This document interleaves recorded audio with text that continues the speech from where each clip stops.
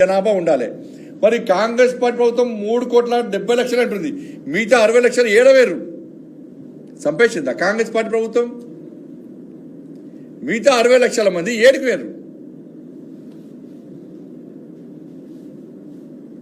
అరే ఓటర్లు 3,30,00,000 ఉంటారు, జనాభా 3,70,00,000 ఉంటారా? ఇది ఎక్కడి సర్వే మీది?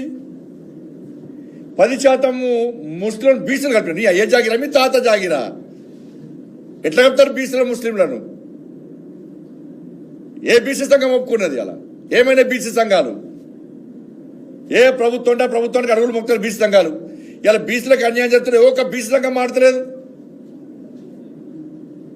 అరే రాజశేఖర రెడ్డి ప్రభుత్వము 4% రిజర్వేషన్ ఇచ్చి ముస్లింలను బీసీలకు గుర్తిస్తే హైదరాబాద్లో ఘోరమైన అన్యాయం జరిగింది హిందువులకి. అలా 30 మంది జిహెచ్ఎంసీ ఎన్నికల్లో 30 మంది హిందువులైన బీసీలు గెలవాల్సిన స్థానాల్లో ఇలా ముస్లింస్ గెలిచిరు. వాళ్ళ మీరు 10% రిజర్వేషన్లు ఇచ్చి 10% ముస్లిం బీసీలు కలిపితే ఏ గ్రామంలో ఏ వాళ్ళ సర్పంచ్ ఎవరు గెలవడు? ఇలా బీసీలు హిందువులు ఏ సర్పంచ్ గెలవాడు? బీసీలు ఒక్క కౌన్సిలర్ గెలవాడు, ఒక్క కార్పొరేటర్ గెలవాడు, ఒక్క జడ్పీటీసీ గెలవాడు. రాసి పెట్టుకోండి.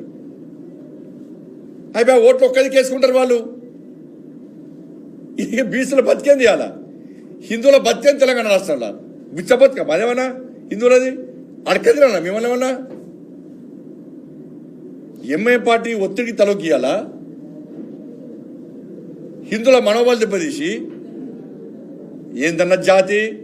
అరే మేము బొట్టు పెట్టుకుంటాం, మాకు గోత్రం ఉంటుంది, జన్మనామం ఉంటుంది, జన్మ నక్షత్రం ఉంటుంది, మేము ముల్దారం కట్టుకుంటాం, మా జాతిది.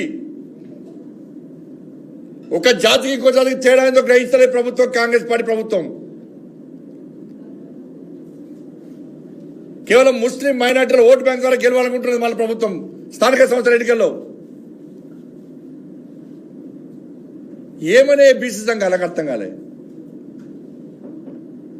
మేము బీసీలు ఉత్తరిస్తాం, మాదే బీసీ సంఘం, మేము చెప్తానే బీసీలు ఓటేయాలనే సంఘాలు ఏడవైనాయి. 46% ప్రభుత్వం తీసుకొస్తే ఇలా అగ్రవర్ణాలు ఉన్న కులాలు కూడా దీన్ని వ్యతిరేకిస్తున్నాయి. అరే గింత ఘోరమా? బీసీ ముస్లిం బీసీలో గుర్తిస్తారా? బీసీలలో కలుపుతారా? వాళ్ళకి ఈడబ్ల్యూఎస్ ఉన్నది, ఇప్పటికే మైనార్టీకి సంబంధించి అనేక బెనిఫిట్స్ వస్తున్నాయి వాళ్ళకు. మళ్ళీ ఇప్పుడు బీసీలో కలుపుతున్నారు. వాళ్ళ ఇదెక్కడ చరిత్ర, ఇదెక్కడ మీరు రాచరికం? నాకు అర్థం కాదు. గింత రాచరికమా? ఓవైసీ కుటుంబం, రేవంత్ రెడ్డి గ్యాంగ్, హిందూ వ్యతిరేక గ్యాంగ్, వీళ్ళిద్దరు కూర్చొని రాత్రిపూట ముచ్చట్లు పెట్టి ఇవాళ హిందువులను రాచి రంపాన పెట్టడమే లక్ష్యంగా చేసే కుట్రే ఇది. ఓవైసీ కుటుంబం, రేవంత్ రెడ్డి గ్యాంగ్ ఎట్లా కడతారు చెప్పురా మీరు? ఒక వార్డ్ ఎలక్షన్స్లలో అది బీసీ రిజర్వ్ అయితే ఒక ముస్లిం వచ్చి పోటీ చేస్తాడు, వాళ్ళు 500 ఓట్లు ఉంటే 500 వన్ సైడ్ పడితే వాళ్ళే. ఇక బీసీలు హిందువులు గెలవరు, ఇక గెలుస్తారు, ఎడగెళ్తారు, ఇక సర్పంచ్ ఏడెత్తారు, ఏడెత్తారు, ఇక గెలుచుడెక్కదు, ఇక మొత్తం వాళ్ళే రాజ్యం అయిపోతుంది. ఇక హైదరాబాద్లో అన్యాయం జరిగినప్పుడే స్పందించాల్సిన బీసీ సంఘాలు, స్పందించాల్సిన హిందూ సమాజం స్పందించకపోవడం వలన ఈ పాటకు సిగ్గు లేకుండా, బుద్ధి లేకుండా ఇవాళ ఒక వర్గానికి కొమ్ము కాసే విధంగా వివరిస్తున్నారు. ఇవాళ గివ్వ రాజకీయాలు చేసేది, ఒకరిని పుట్టకోయడము. ఆ బీసీలలో ఏమైంది?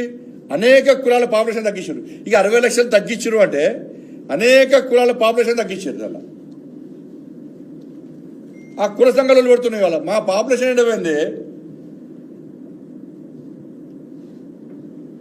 కేసీఆర్ సర్వే చేసినప్పుడు 28 లక్షలు ఉంటే ఇప్పుడు 10 లక్షలకు వచ్చింది లొల్లి. ఈడ సంపేచ్చారు వీళ్ళందరూ. ఏడమైంది సర్వేని? ఇలా బీసీ మంత్రులు ఆలోచించాలి, బీసీ మంత్రులు ఆలోచించాలి. ముస్లింలను బీసీలుగా గుర్తిస్తూ రాష్ట్ర ప్రభుత్వం తీసుకునే నిర్ణయానికి మీరు ఏ విధంగా ఒప్పుకున్నారు? ఇది బీసీల భవిష్యత్తులో బీసీలకు అన్యాయం జరుగుతుందా, జరగదా? రేపు ఉద్యోగాలు పోతాయి, దీంతో పాటు అగ్రవర్ణాలకున్న రిజర్వేషన్ కట్టకపోతే జిల్లా భవిష్యత్తులో పూర్తిగా హిందువులకు పూర్తి నష్టం ఇది. నిధులు పోతాయి, ఉద్యోగాలు పోతాయి, అభివృద్ధి అన్ని పూర్తిగా సర్వనాశనం అయిపోతుంది, వ్యవస్థ సర్వనాశనం అవుతుంది.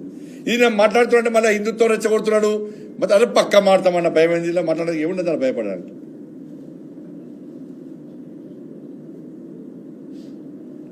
ఏ వ్యవస్థ కరెక్ట్ చెప్పండి.